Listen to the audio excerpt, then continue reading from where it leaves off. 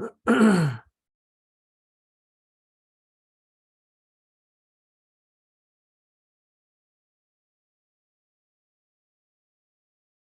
right, so we've started the recording. So if anybody is around that you know contacting you that they can't get in, I apologize. I know I'm getting some messages from people, but there's just nothing I can do at this point. Um, it's not anything with the Zoom. It must be something with the Zoom account.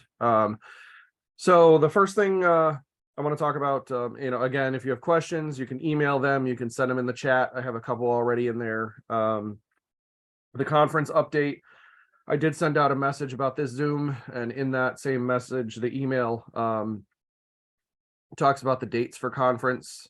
The dates I realize are not the most convenient, especially for our friends or Jewish friends, because I realize that is a Jewish holiday week. Unfortunately, the venue that we had chosen wouldn't have been an issue, but they had changed. And we had to last minute change venues, and we unfortunately got stuck with the dates that we had. So just know that, you know, I'm going to do everything that I can to try to get everybody out as early as possible on those days. And of course, they're calling now, right in the middle of my Zoom.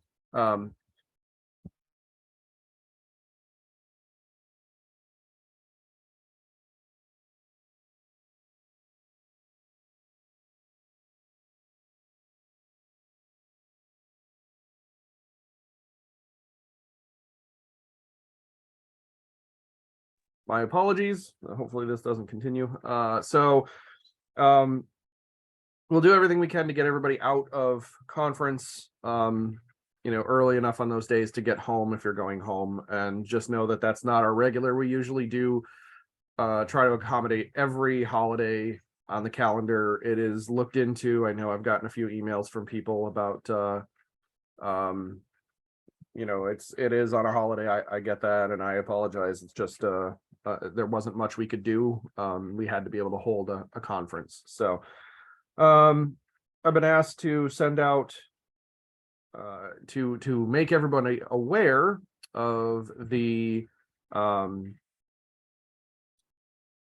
technology committee is asking for your help in getting information to UConn.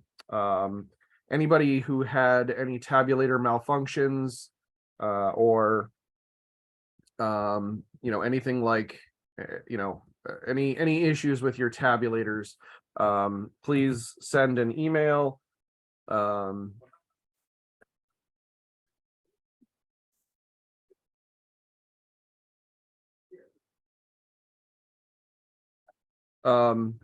I just sent out the email address. Please send an email with any of your tabulator malfunctions to Anna Dickerson from Woodbridge. She's compiling all of the information. Her email is adickerson@woodbridgect.org. It's in your chats there if you're able to open that. I just sent it out. Send any tabulator malfunctions to her so she can compile a report to be able to get that to UConn so that they'll be able to look into it. So otherwise, the elephant in the room that everybody wants to talk about, I've asked Tim DiCarlo to come and assist me in talking about this. Tim, I'm just gonna have you unmute. You can start talking. I can reply to people and jump in where necessary, because people are not able to get in for some reason. All right.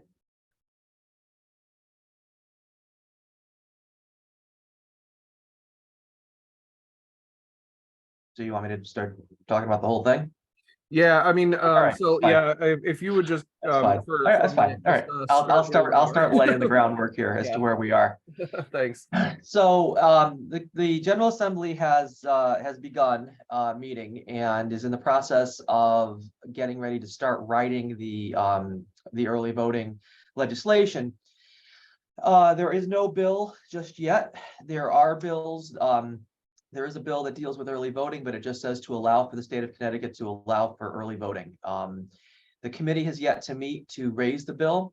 First, the bill has to be raised, and then they can actually write the legislation and then schedule it for a public hearing. We have met with the Secretary of State, Thomas. We've met with CCM. We've met with, which is the Connecticut Conference of Municipalities. And we've met with the House and Senate GAE chairs up in Hartford, discussing basically, our vision and where we stand with it. A lot of it is we have questions. We're pointing out a lot of things. But one thing is, for starters, it looks like more than likely it's going to be 2024, which is going to be the rollout. I know that there's talk of 2023. I just at this point think it's unlikely. I don't think the time frame is going to allow for it.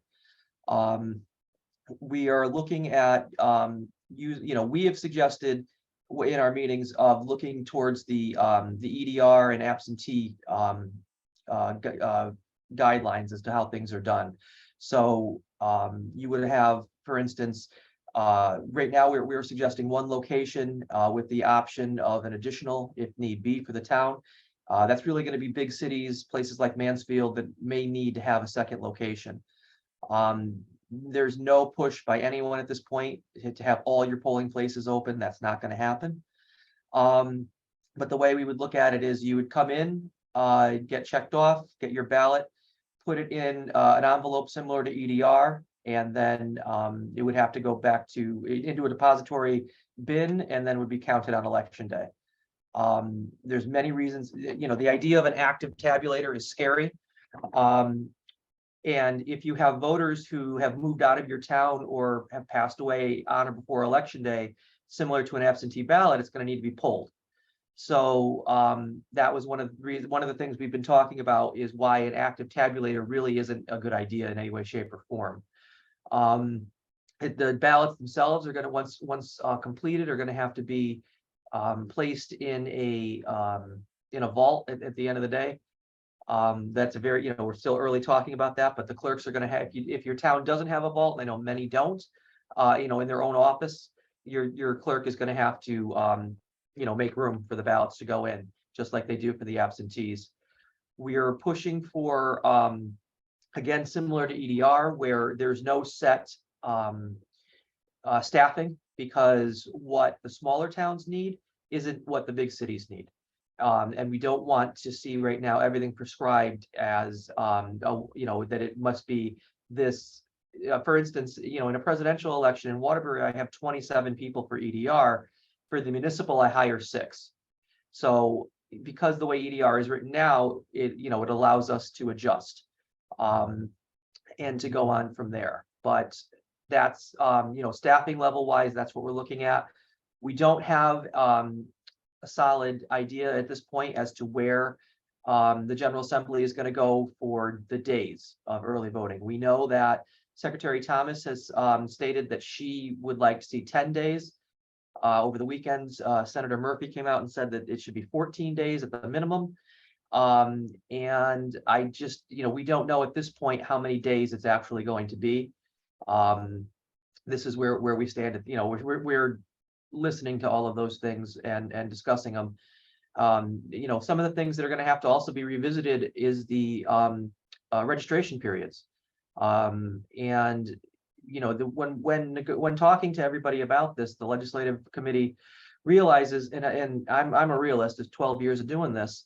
I can only discuss how early voting would look on the current equipment that I have, the current CVRS, the current tabulators, what's left of EMS.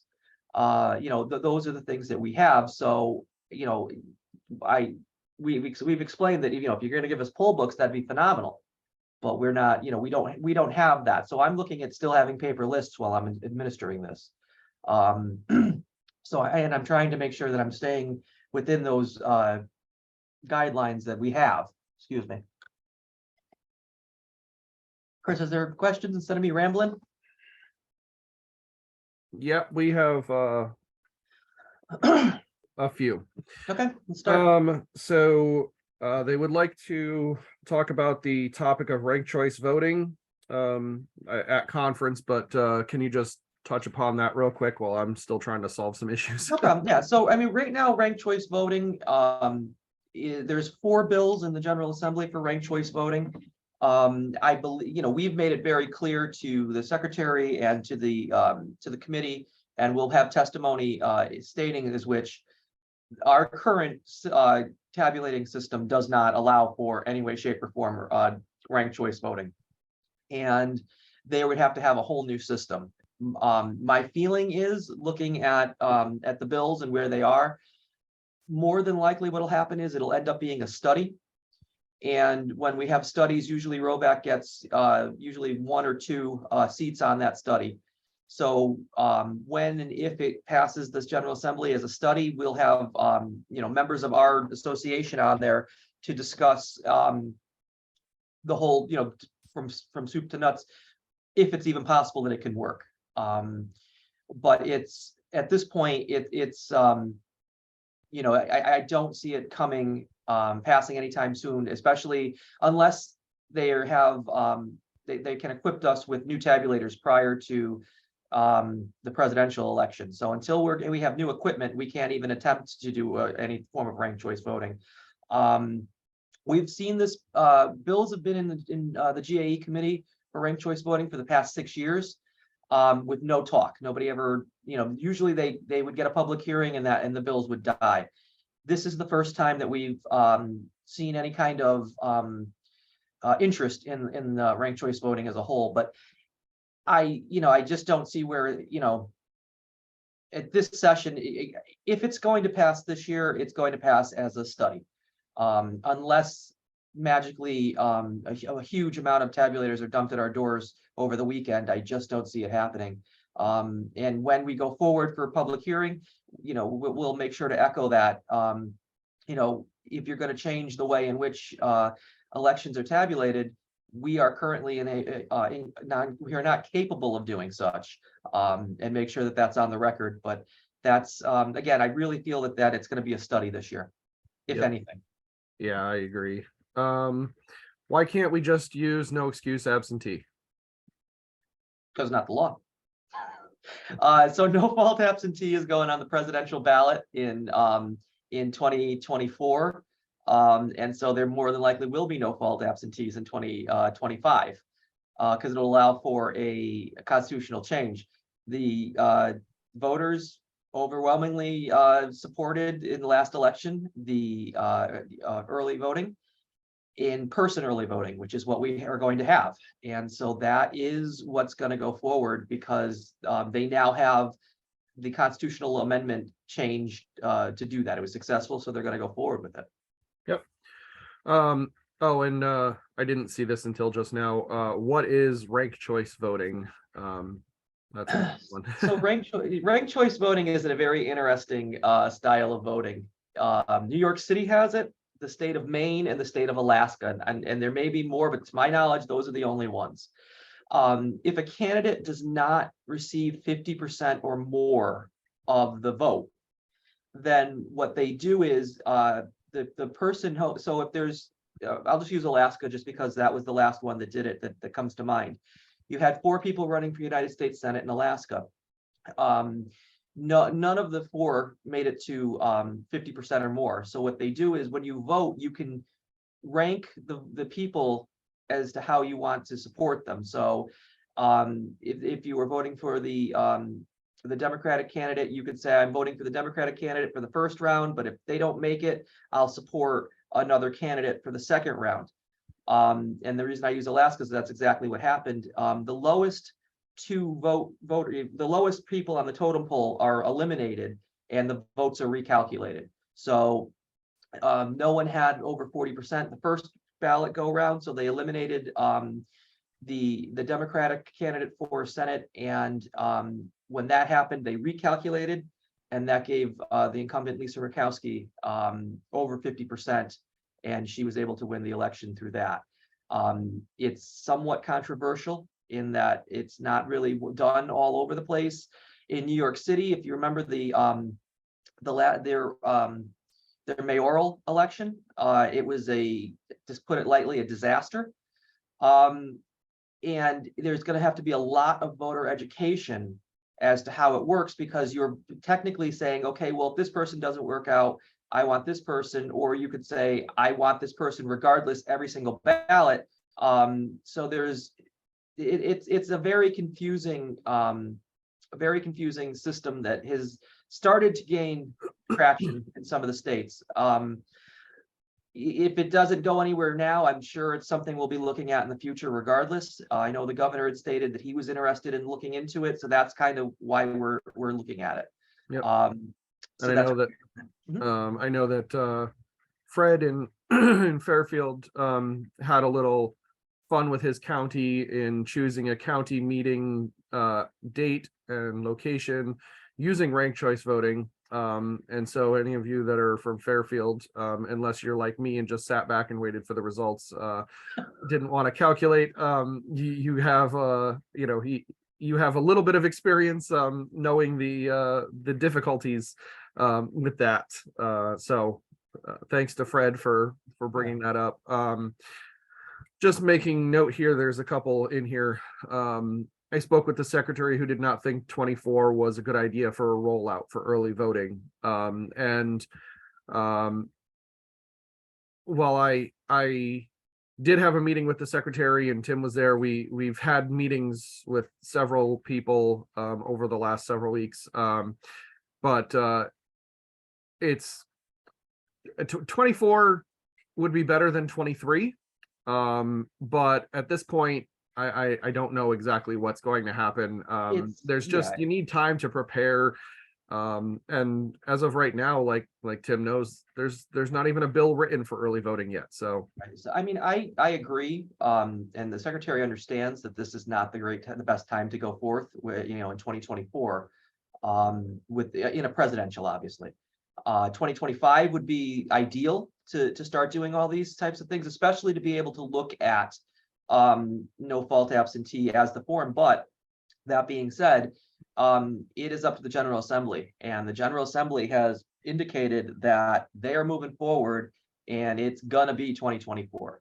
I don't know, I can't speak to where we're going to be with tabulators, if we're still going to be using our good old 1970s technology in 2024 for the presidential. I am a little concerned, just as somebody has been here for a while, if the new CVRS drops at the same time the tabulators drop, at the same time that early voting drops, that's a tremendous learning curve. And I'm very concerned about it, but we're gonna have to, in some instances, we're just gonna have to roll with it. And that's why we're trying to, with early voting, make it so that there's not so much written into it. So it's not, it's going to need to be adjusted. There's no way you can take a whole new form of elections and assume that the first trial is going to stick and that's going to be that. Where I expect and I've said this to the secretary and to the chairs of GAE, we anticipate coming back for the next few years to make adjustments to this, because there's no way that we're going to be able to do this, error-free the first go around in a presidential, when everyone is going to want to vote. If this was a municipal, like in 2013 when we did EDR for the first time, it was easier to see what worked, what didn't work, even just the logistics in your municipality. I moved it out of my building into the city hall because it was easier to do it that way.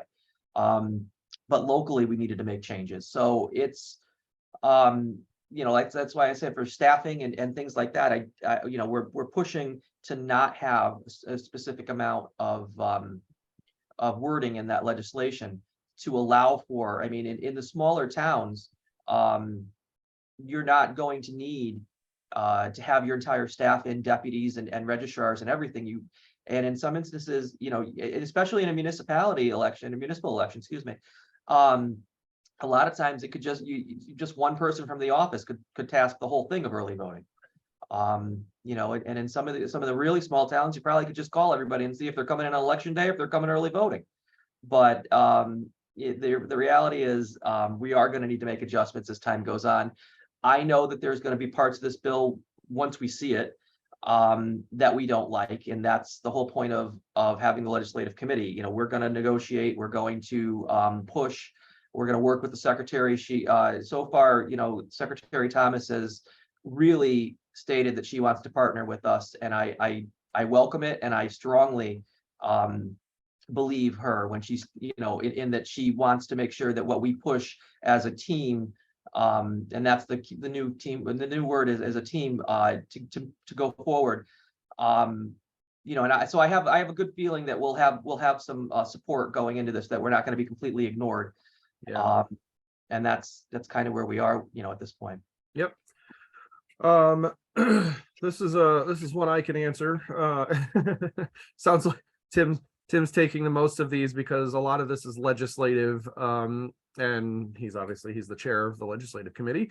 So this one here is, when will we see upgrades to CVRS and EMS?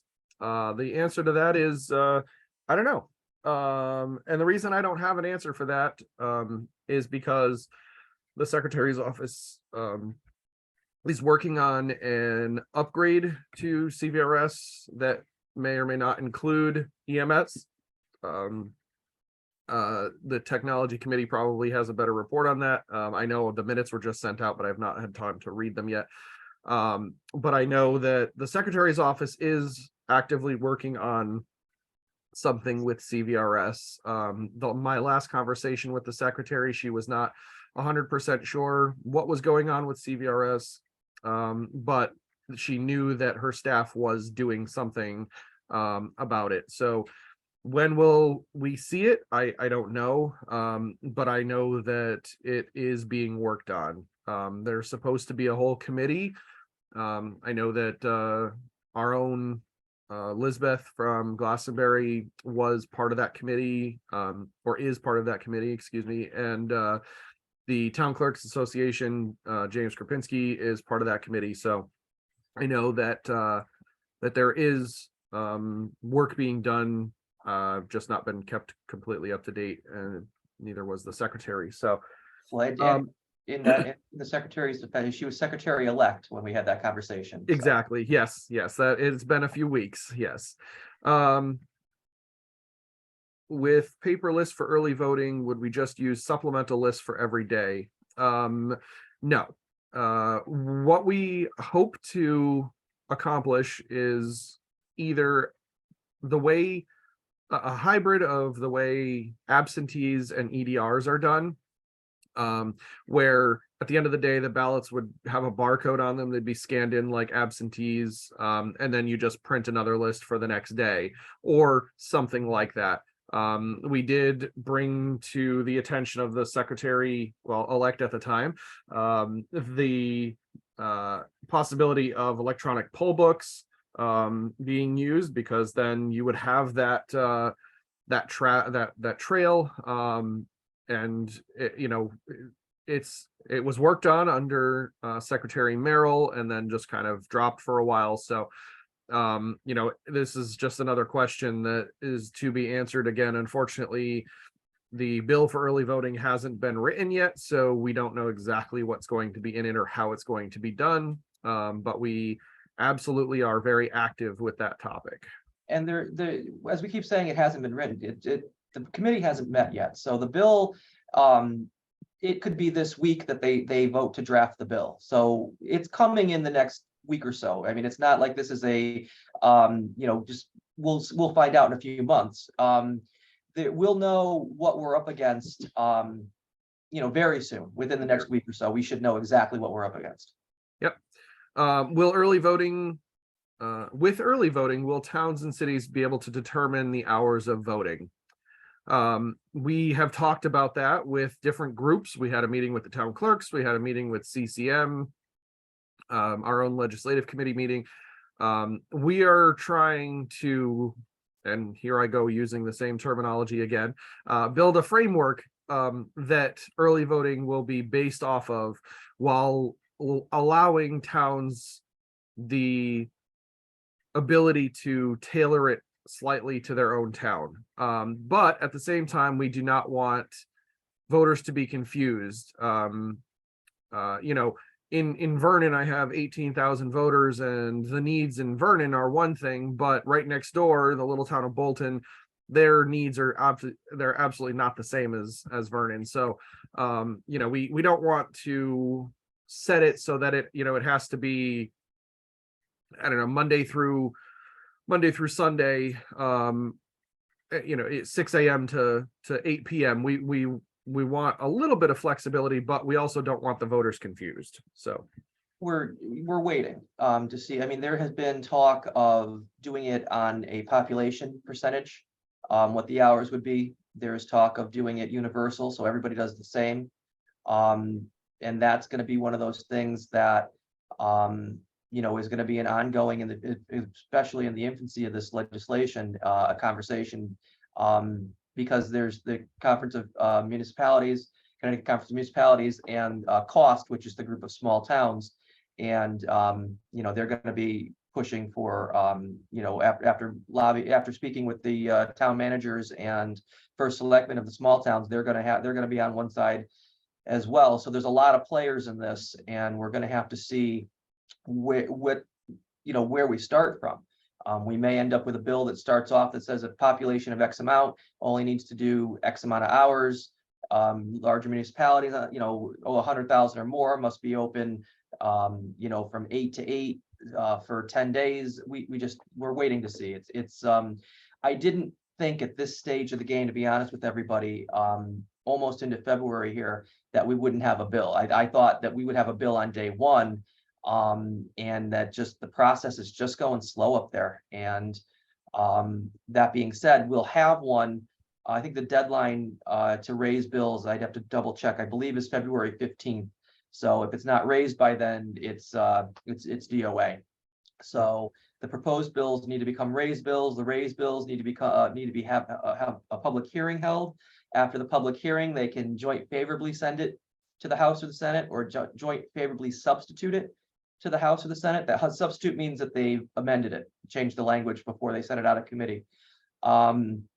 And then it's going to go all over the place, and there's going to be a million amendments, and there's going to be Democratic amendments and Republican amendments, and it's going to be one of those real heavy push bills that it's going to take a little while to get through. But this is the stage right now where, especially once it comes out and we can see it, where everyone's concerns are with it.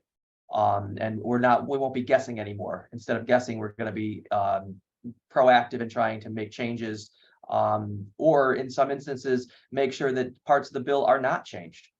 There might be things in there that we see are beneficial, and we may have groups during the public hearing come out and testify against things that we want in the legislation. So it's gonna, you know, it's gonna be a lot the next couple months, anyways, of this bill. So my understanding is that the Town Clerks Association wants nothing to do with early voting. That's an easy one to answer. Yeah, I mean, that's yeah, that's not wrong. They don't want early voting pushed on them, because they don't have the staff either. But they're not looking to administer it in any way, shape, or form. Yeah, they don't want to be in the forefront of early voting. Let's see, where is it? Why are we considering such a lengthy early voting time frame? Connecticut's not a big state. We're not considering any time frame at this point. We are simply listening to what we're being told at this point. I don't know what will end up being, but I certainly do not see it being 45 days of early voting. Something scary like that. You know, I'm sorry, I don't have great answers for these, but but it's not up to us at this point. We are able to negotiate hopefully a bit, but we'll see what happens. Yeah. Who's gonna foot the bill for all of this? Well, I mean, Taxpayers. you and I are gonna be footing the bill either through the state, the federal, or our local level. So there was a Connecticut Mirror article that came out a little while ago, and the secretary had stated that she wanted to see the state cover the cost of a lot of this, between tabulators and as well as the early voting aspects. I don't know. I know that eventually there'll be a bond to go out for replacement of tabulators. When? I have no idea. What it will cover, I have no idea. Will we get poll books? Couldn't tell you. And I understand that we're past, most of us should be past at this point of already having our budgets done for for this cycle starting in July for fiscal year 24. So I don't have an easy answer on that as to who's going to put the bill for that. Is it going to be your town, or is it going to be the state of Connecticut? I think more than likely what'll happen is you'll see the state footing most of the bill for the first round. And then if it's like things in the past, probably moving it over to the municipality. Just like our tabulator maintenance was the state always covered the cost of that. And then they stopped covering it and said it's all your responsibility. So for budgeting purposes, you'll need to do it for fiscal year 25. And the Secretary of State's office is going to have to tell us what it is that we're responsible for, what the costs are. Obviously, everything's going to fluctuate during the type of election. So the amount of ballots that you need to purchase. If you're large like me, are you going to code your ballots? Are you going to have them pre-folded? How many are you going to buy for early voting versus a poll ballot versus an absentee ballot? I personally don't code my EDR. I just use absentees. Because now EDR should fall down to very small numbers. And I've been seeing that in Waterbury the last few elections. We were down to 200 in the last election, where the last gubernatorial was around 600. So, but yeah,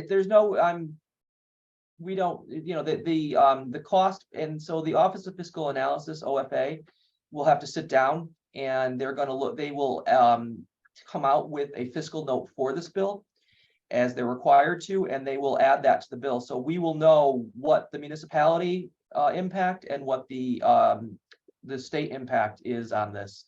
And then that'll give us an idea as to when we have to start budgeting in 25. Yep. Early voting in November of 24, or the presidential preference primary in 24? What do you think? Well, I so think, but the other thing is they have yet to tell us what is early voting only for general elections. So at this point, I don't know if it's going to also include primaries, and if it doesn't include primaries, then it wouldn't be the presidential preference. Yeah. So we've asked this question, and we have not gotten an answer back as to, is this for all elections? Is this for primaries in general? Is referenda included into this? What is included in this? And I do not believe that referenda will be included in this, but we're waiting to see. What, if it's the first line of the bill should state the intent, which would be all elections or primary and general. Is this going, because there's special rules, there's a special calendar just for the presidential preference. There's special rules for special elections. There's no primaries for special elections. So where does this all encompass that? And these are questions we've been asking for a while. Now we have to see what the Senate and the House chairs of the committee want to do. If anyone has spoken to them directly and know, feel free to share with us. But yeah, exactly. they are so far a little tight-lipped as to where that's going to go. Yep. Tim, you may actually know this one. I think I have a sticky note with the date. The presidential preference primary, when is that scheduled for? It's on a sticky note on my desk, but I'm here at home. It's I thought it was in the fall, but I know that's not right. No, it's not in the fall. No, that's the April. Next year. I think that's this year's primary. Because there's one here that says, I heard that they were trying to move presidential primary to March instead of April in 24. There was a push for it. It did not go anywhere. And in order to move it, they are going to need legislative approval to do that. So at this point, I don't see that going anywhere. Last April and Tuesday, I'm being told by many people. So that must be it. There you go. Thank you.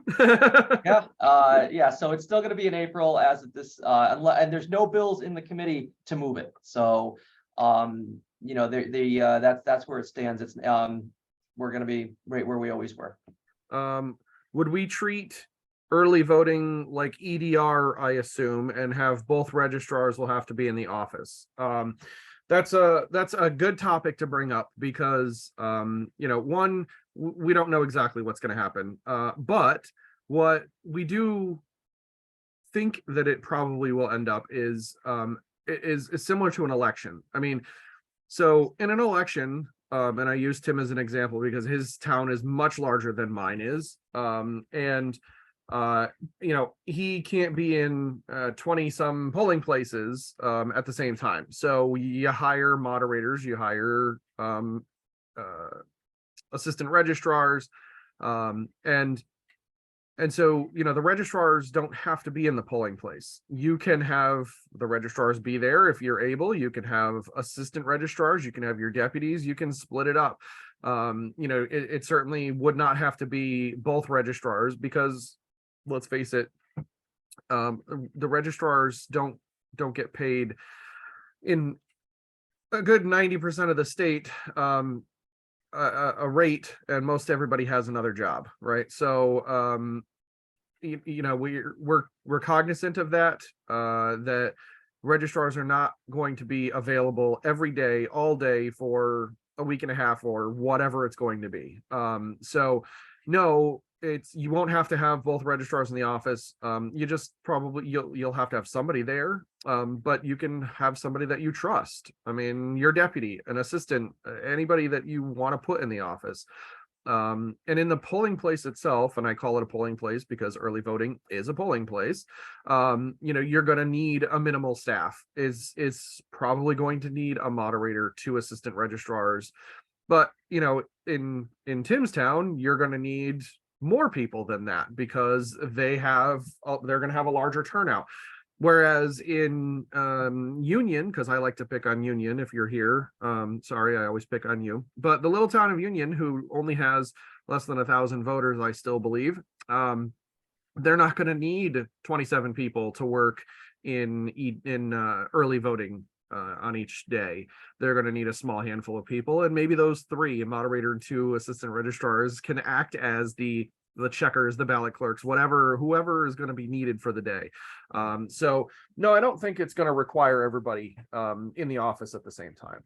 Yeah, so and in the union aspect, I mean, you could have the registrars be the assistant ARs, and you can have a moderator in place. Obviously, like Chris said, a lot of people have full-time jobs, and this is their part-time gig that they do as a registrar, and we understand.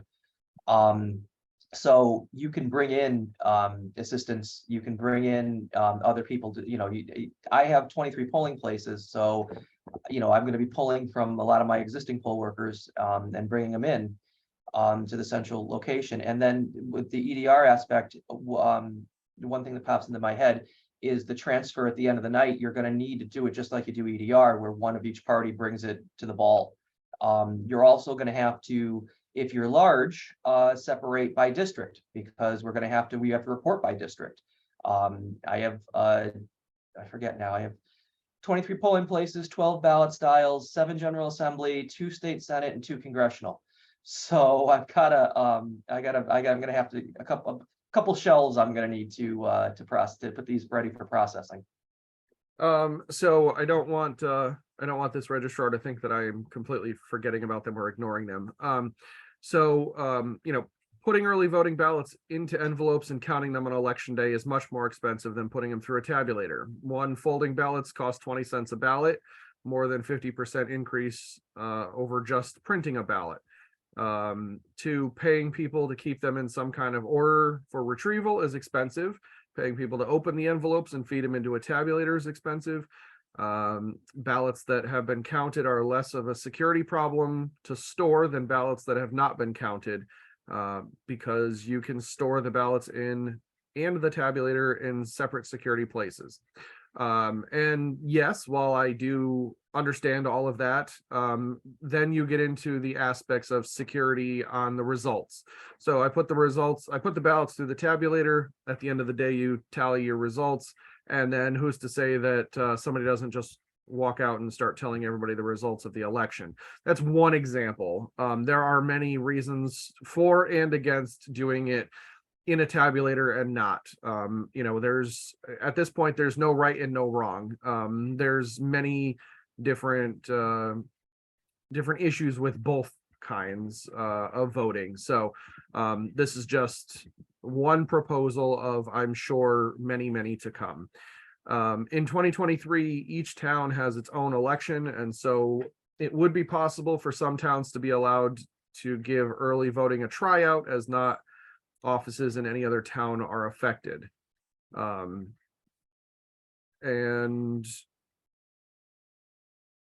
yes, potentially that could be, but then you're going to have the voters that are going to complain because their town's not in on early voting and others are, and how do you choose which ones? And that's a conversation to be had, definitely, once we develop early voting.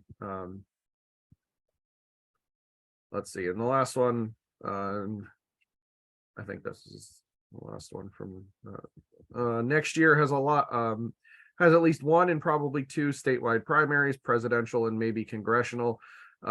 These would give some opportunities for experience in early voting before the November presidential election, but not much time for the legislature to make changes to the laws, which is an absolutely great point. Well, in regard, they wouldn't be in session. There would be no, they would have to call a special session, which it would be very unlikely. So yeah, it's yeah. Yeah. And that's until it's about to flood my chat again. That's all the questions that I had in the chat at this moment, and I don't see any more in my email. There are others here. Oh, see, I say that and then I refresh my inbox. Which legislative committee is hearing early voting? And that's what I think what you're asking is which, it's the GAE committee. The Government Administration and Elections Committee. Yeah. And then of course ROVAC, the legislative committee is our committee that that takes care of that. And then I know that we're going to probably be putting together surveys again this year for legislative committee for fall, for, I mean, whenever it comes up. You know, when we need input, a survey will go out to poll the registrars. It's always done for the fall conference. So you know, if something is needed before then you know, obviously we'll let you know, but make sure that you are communicating with your county's legislative committee person.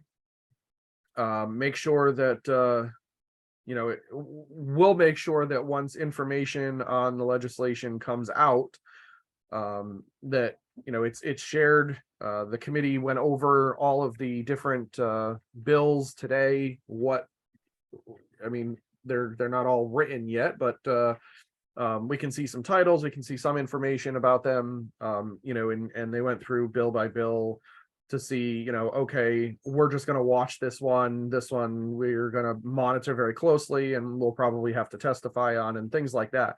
And once that comes more to fruition, which, like Tim said, is going to happen relatively quickly, you know, then if we need something, we'll reach out. But what do we need from you now? And I think that's one of the biggest things that we can get help with. We need from registrars around the state for you to call your legislators. We want them to invite them to your office, see what elections are about, see what registrars do. That's the first thing you can do to open the door. We want you to invite them in and show them what it is that you do, that your office isn't just open on election day, and that you know, you do work more than one day a year, because in some cases they're very new and maybe they don't know the process of the registrar's office. At this point, there's nothing legislatively needed. We don't need you writing testimony or anything at this point. It's all too early, but once the time comes, I will reach out to people. I'll send out information if we need things. You know, so keep track of your county's legislative person. get in contact with your county's conference committee person, your education committee person. The education committee for conference is going to be meeting very soon, I can only imagine. And I'm hoping to get a list of classes confirmed so that we actually have it while you guys are signing up, like you ask, because that's my goal, is to have the list of classes out there, but I can only do what the committee does. So if you have suggestions, I know that I am going to hopefully have a moderator training class at conference for registrars only. I have not been able yet. I haven't had the time. I've got to call our education chair. But I can only assume with the number of new registrars that we will hopefully have a new registrar class. And I'm hoping to put together a class. A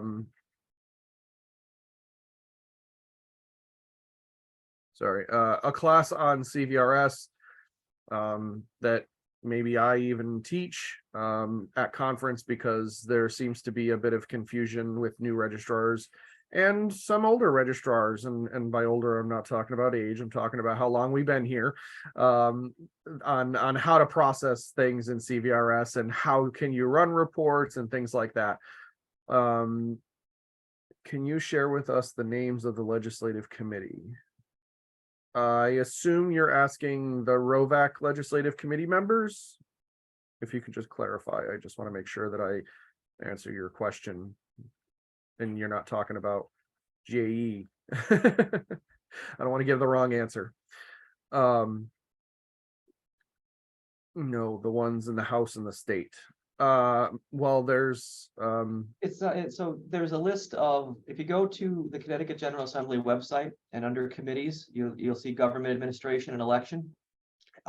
If you click on that, it'll give you a list of all of the members for the House and the several members of the Senate that are on the committee. There you go. Yeah, there are several members, and I haven't met with all of them, so I don't know all of them, but there you go. See, I would have given you the wrong answer. I'm glad. Thank you for clarifying. Otherwise, I don't have anything else for today. Again, this was recorded. I apologize.